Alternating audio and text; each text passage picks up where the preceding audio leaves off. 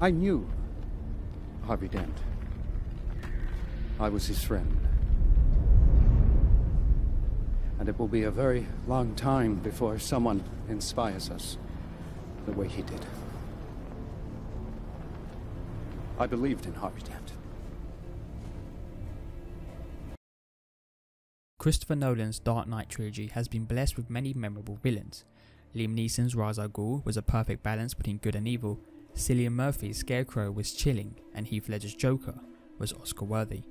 But Tom Hardy's Bane isn't renowned like the others.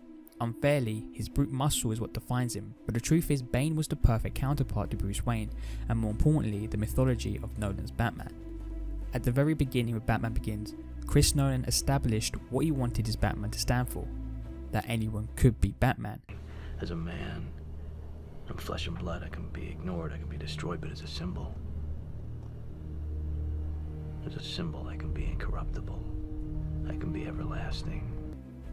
It was all about crafting the mythology of the Caped Crusader, and this setup comes to fruition with Nolan's The Dark Knight, and is challenged in The Dark Knight Rises, where Batman's mythology has crumbled under the lie of keeping Harvey Dent the hero. With this, Gotham is under no serious trouble as the Dent Act keeps prisoners in prison by not allowing them parole, and the poorest in Gotham still undervalued. Gotham is open for an uprising. Enter Bane.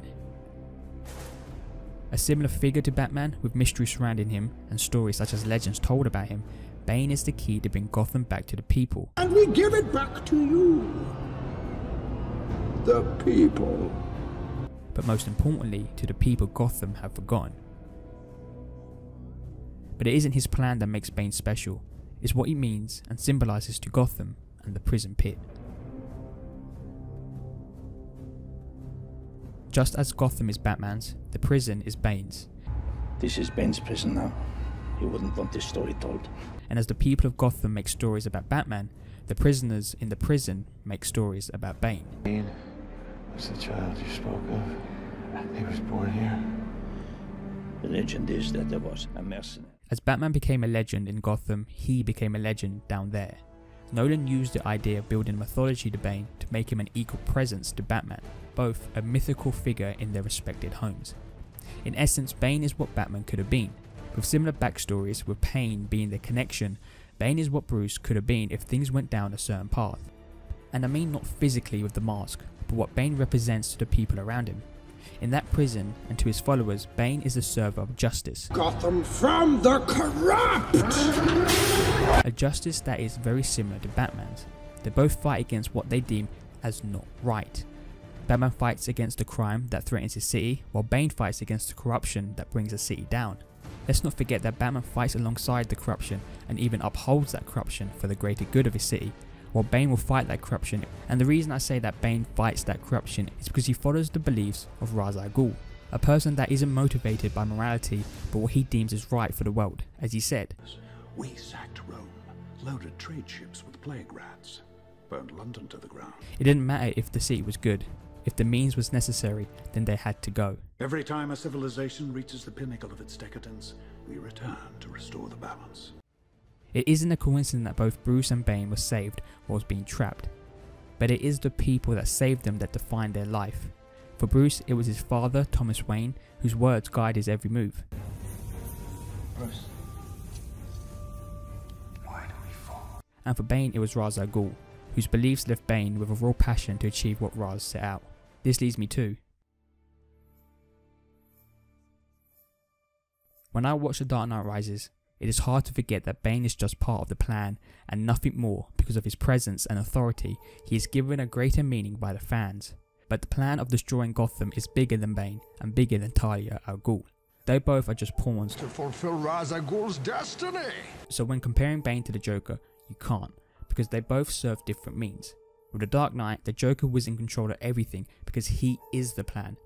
Whatever he wants, he'll get, because he's the mastermind, and it's easy to forget that Bane and the Joker are miles different.